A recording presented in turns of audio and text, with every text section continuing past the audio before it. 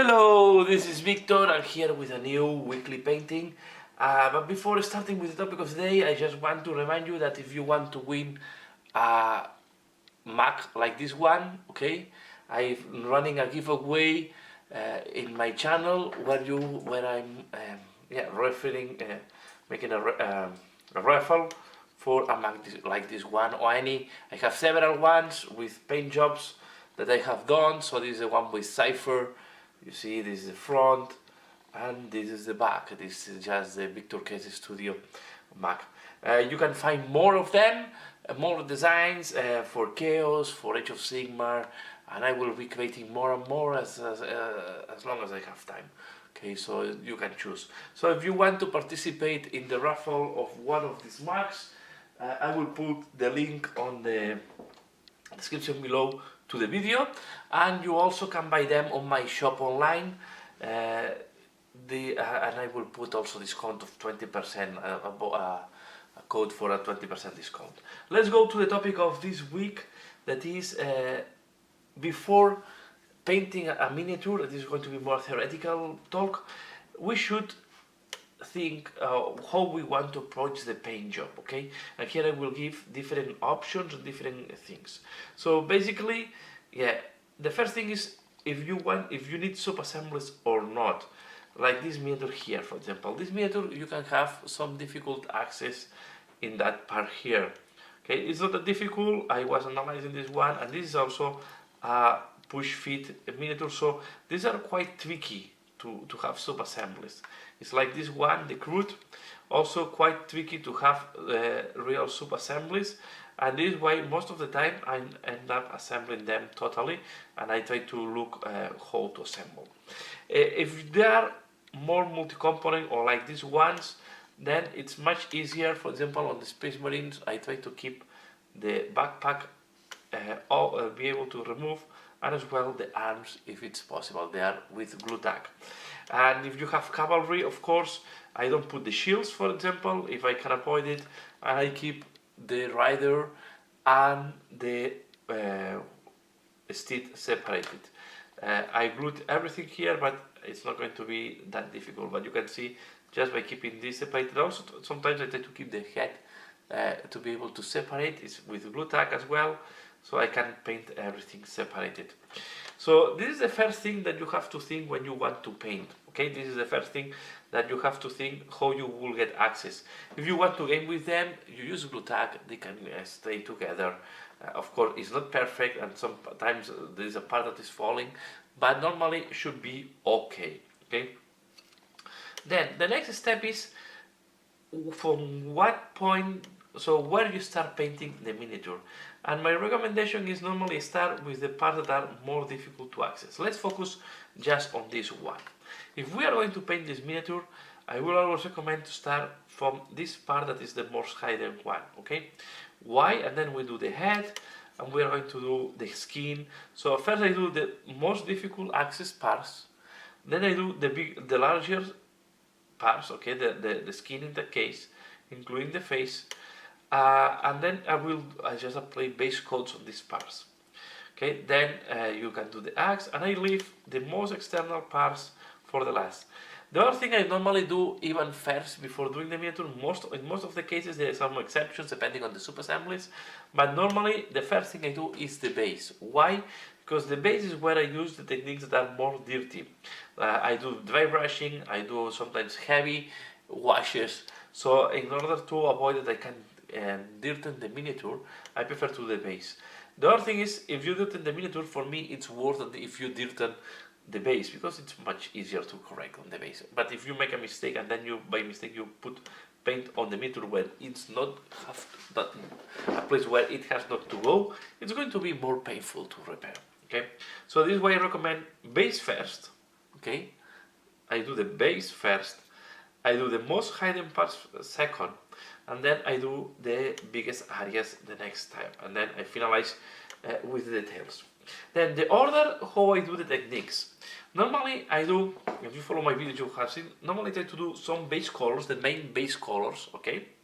So for example in the case I will do this bell here, I will do the skin of course, and I will do the bells, okay? All So if I want to do a wash on the bells, on the skin, sorry, I will do all the parts that are in touch with that. I will apply the base colors. And then the next step, I will do the washes. Okay, I will do the wash here, and then I will do the wash on the main parts. Not on the details, for example, but we can do the wash on the belt, but maybe we leave the buckle not done. Or especially here, you do the wash on the face before doing the eyes, right? Once you have applied the base colors and the washes, is the moment where I start doing the highlights and the details. Okay, and then I go by zones. Okay, for example, here again I will do first this part that is the most difficult part. Most likely I will not touch the axe until I have finished all the torso and the belt of this guy. Because if I have any mistake, and because when you try to access here you touch the axe for any reason, it's going to be clean later on when we do the paint job on the axe. When I have parts in sub-assemblies, I'm not that concerned. Okay, the only thing I take into account is once it's assembled, if there is parts that are going to be very difficult to access, I will paint them before doing the assembly, of course. For example, in the case, I will mainly paint the full. You can do two things. You can paint the inside of the backpack and the back of the marine, then you can glue this together, and then you can do the most accessible part of the backpack. Okay, this is another option. This is quite easy. On the shields, sometimes for example, if the miniature have a shield, I don't have an example here. I don't think I have an example here of with shield, but let's put an example that this thing have a shield here. Sorry. Okay, so I will paint everything on the miniature. I will leave the shield part. Let me see if I can find the shield. If it's there, okay, I will take another shield. Take a different shield. So imagine that this is another shield. You see, it's not glued. So I will do then the inside of the shield, and the outside can be done once this is assembled, because it's going to be easier to grab. Okay, but you have to do all the inside of the shield before gluing. Sometimes on the inside I don't go with much detail because it's not going to be that visible. So, but you do at least the base coat and the washes. Okay, and then you can do the highlights when everything is assembled, because you will know better what are the parts that are exposed, and the parts that are not exposed are not going to be that important anyway. Okay, these are just, as I say, tips to avoid to do too many reworks on the miniatures. Okay, once we have done the base colors and the washes, the next thing I will do is the highlights and details, as I said. If I have to do dry brushing, I will do these areas first of all, before doing almost any of the areas before. For example, imagine that I want to do dry brushing on this hair. Okay, I will try to do this before I do any paint here. Okay, or before I do any detail there.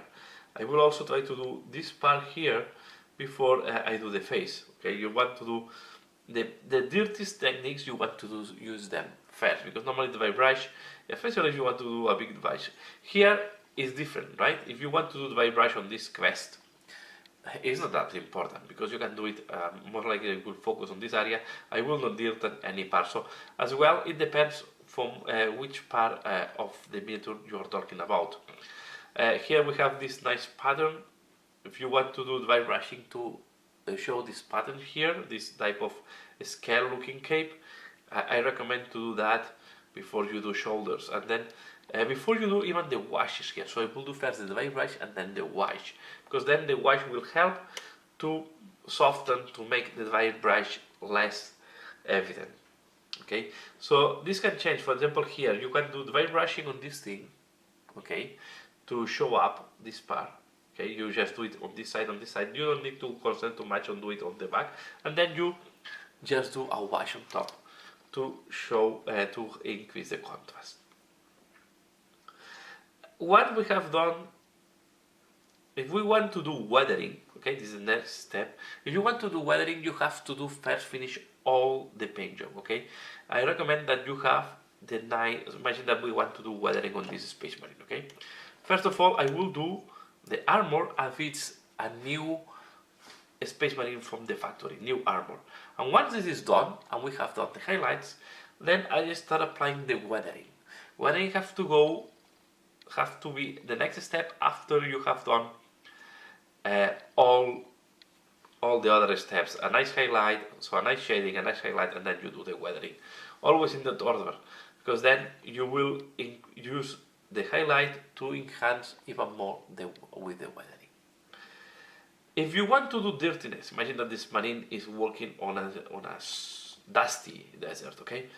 You want to do the dirtiness after the weathering. Imagine in the order, so normally the weathering will be older than the dirtiness, right? So the dirtiness will go on top of the weathering, then I will do the dirtiness. Think a little bit, if you want to do a lot of dirtiness on the bottom, don't do too much weathering because one will overlap with the other. And then the last thing I will always do is the OSL, especially if there is light reflections. So if we have a marine, I don't have any miniature here that will have OSL, for example, this thing here. This will not be a big OSL, so we done the flames here, right? We have these flames on this guy. If we want to do a little bit of reflections on the skin, first I recommend you paint the skin as if there is no light. And then when we are going to do the highlight, we want to do the yellow of this and the orange colors of the fire, then we add some highlights with the color of the fire, okay? And this will be the last step I will do on a miniature, always the last step.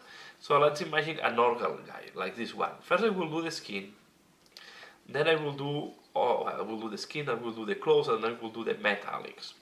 On the metallics I will add a lot of rusting and dirtiness. So, but first I will do base colors, shading, highlights. When I have this step, I do all the weathering on these metallic parts. I will do rusting, I will do oxidations, I will do chipping if it's needed at this point. Once I have done that, last step is I will paint the fire as well before, but last step we'll do the OSL of this fire on the skin and all the parts where you want to have this OSL, okay?